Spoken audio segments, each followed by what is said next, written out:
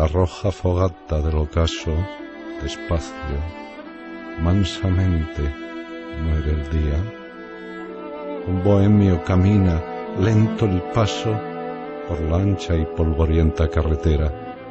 En los ojos, la sombra de una herida y el muerto resplandor de una quimera.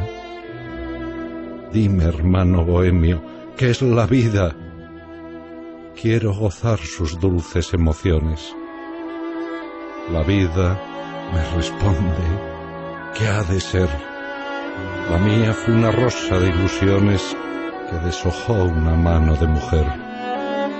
Y siguió su camino polvoriento, brilló una estrella en la celeste esfera, y el viento recogió su pensamiento y se alejó por la ancha carretera. Y pensando en su cruel filosofía, volví por el camino, paso a paso, mientras que, mansamente, murió el día en la roja fogata del ocaso.